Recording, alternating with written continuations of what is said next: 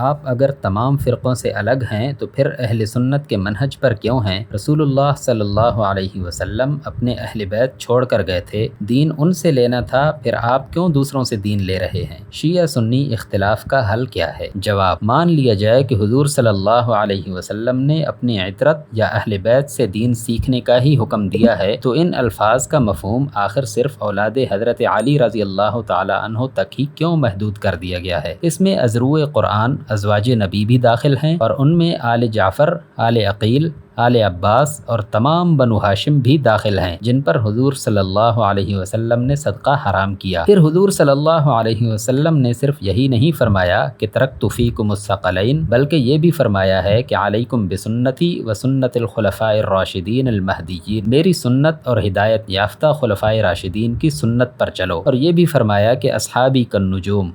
میرے اصحاب ستاروں کی مانند ہیں، ان میں سے جس کی پیروی کرو گے ہدایت پاؤ گے۔ پھر آخر کیا وجہ ہے کہ حضور صلی اللہ علیہ وسلم کے ایک ارشاد کو تو لیا جائے اور دوسرے ارشادات کو چھوڑ دیا جائے؟ کیوں نہ اہل بیت سے بھی علم حاصل کیا جائے اور ان کے ساتھ خلفائے راشدین اور اصحاب نبی رضی اللہ تعالی عنہم سے بھی؟ عقل کسی بھی طرح یہ باور نہیں کر سکتی کہ 23 سال کے دوران جو عظیم الشان کام نبی صلی اللہ علیہ وسلم نے سینکڑوں ہزاروں آدمیوں کی شرکت و رفاقت میں سر انجام دیا اور جسے لاکھوں آدمیوں نے اپنی آنکھوں سے ہوتے دیکھا، اس کے متعلق معلومات حاصل کرنے میں صرف آپ کے گھر والوں پر ہی حصر کر لیا جائے اور ان بہت سے دوسرے لوگوں کو نظر انداز کر دیا جائے جو اس کام میں شریک ہوئے اور جنہوں نے اسے دیکھا؟ حالانکہ حضور صلی اللہ علیہ وسلم کے گھر والوں میں سے خواتین کو اگر موقع ملا ہے تو زیادہ تر آپ صلی اللہ علیہ وسلم کی خانگی زندگی دیکھنے کا موقع ملا ہے، اور مردوں میں سے ایک حضرت علی کے سوا کوئی دوسرا ایسا نہیں ہے جسے آپ صلی اللہ علیہ وسلم کی رفاقت کا اتنا موقع ملا ہو جتنا حضرت ابوبکر صدیق، حضرت عمر،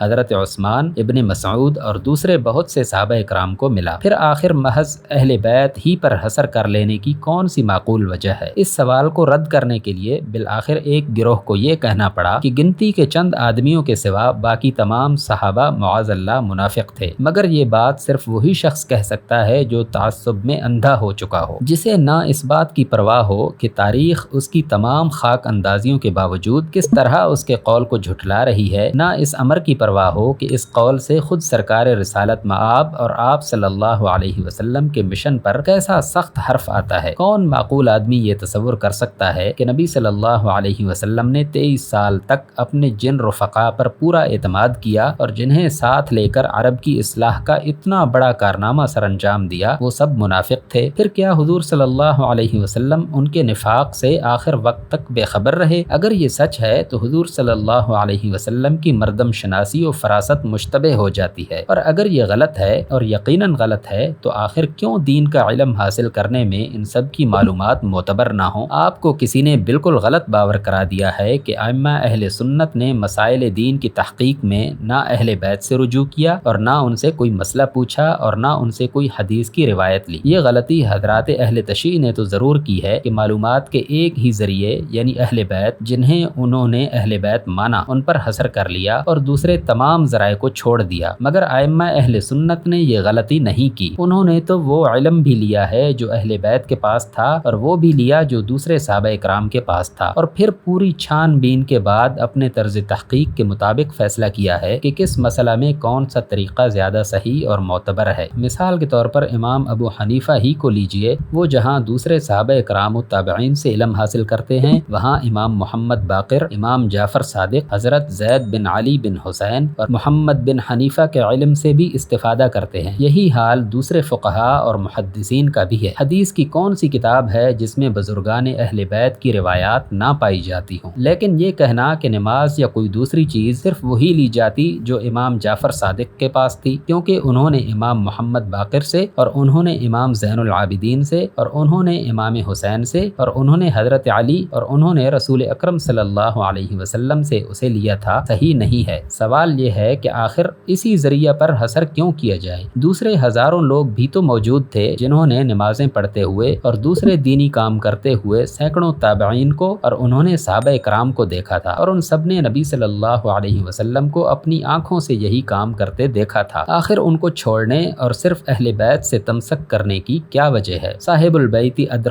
بما فی فیہ، کوئی آیت قرآنی یا حدیث تو نہیں ہے کہ اس کی پیروی اختیار کر کے اسی نبی کی زندگی کے بارے میں صرف اس کے گھر والوں کے علم پر انحصار کر لیا جائے، جس کی زندگی کا 99% حصہ گھر سے باہر ہزاروں لاکھوں آدمیوں کے سامنے گزرا ہے، اور جس سے ہزارہا آدمیوں کو مختلف احوال و معاملات میں کسی نہ کسی طور سابقہ پیش آیا ہو۔ لوگ مسائل دینی میں اختلافات کو دیکھ کر گھبرا اٹھے ہیں اور یہ سمجھ بیٹھے ہیں کہ یہ اختلافات نہ ہوتے اگر صرف اہل بیت کے علم پر اکتفا کر لیا جاتا، حالانکہ یہ دونوں ہی باتیں غلط ہیں۔ نہ اختلافات کوئی گھبرانے کی چیز ہیں اور نہ اہل بیت کے متبعین ہی اختلاف سے بچ سکے ہیں۔ آپ اگر حضرات شیعہ کے مختلف فرقوں کے عقائد اور ان کے فقہی مذاہب کا مطالعہ کریں تو آپ کو معلوم ہو کہ ان کے ہاں اس سے زیادہ اختلافات ہیں جتنے اہل سنت میں پائے جاتے ہیں، اور ان میں سے ہر ایک اپنے مسلک کا ماخذ اہل بیت ہی کے علم کو قرار دیتا ہے۔ واقعہ یہ ہے کہ جس دین کو کروڑوں انسان اختیار کریں اور جس کے ماخذ کا ہزاروں لاکھوں انسان مطالعہ کر کے غور و فکر کریں، اس کی نصوص کی تعبیر اور احکام کی تفصیل اور جزیات کی تحقیق میں کامل اتفاق کسی طرح ممکن ہی نہیں ہے۔ اختلاف تو ایسی صورت میں فطرتاً پیدا ہوتا ہے اور اس کے رونما ہونے کو روکا نہیں جا سکتا، لیکن ان بے شمار اختلافات کے اندر ایک جوہری وحدت ہوتی ہے، اور وہ ان اساسی عقائد و اصول اور ان بڑے بڑے احکام کی بنیاد پر ہوتی ہے جس میں سب متفق پائے جاتے ہیں۔ اگر لوگ اصل اہمیت اس بنائے وحدت کو دیں اور جزوی اختلافات کو اپنی جگہ پر رکھیں تو کوئی قباحت واقع نہیں ہوتی، مگر جب لوگوں کے لیے اصل اہمیت ان جزوی امور کی ہو جاتی ہے جن میں وہ آپس میں مختلف ہیں اور بنائے وحدت کو وہ خفیف سمجھنے لگتے ہیں تو پھر تفرقہ رونما ہوتا ہے۔ مثلا نماز ہی کو لیجئے، اس میں بنائے وحدت یہ ہے کہ سب مسلمان اللہ واحد ہی کی عبادت کرتے ہیں، اس کے طریقے ادا کا ماخذ اسی نماز کو سمجھتے ہیں جو نبی صلی اللہ علیہ وسلم نے سکھائی، 5 وقت کی نماز فرض مانتے ہیں، ایک ہی قبلہ کی طرف رخ کرتے ہیں، وضو کو اس کے لیے شرط تسلیم کرتے ہیں، رکوع، سجدہ،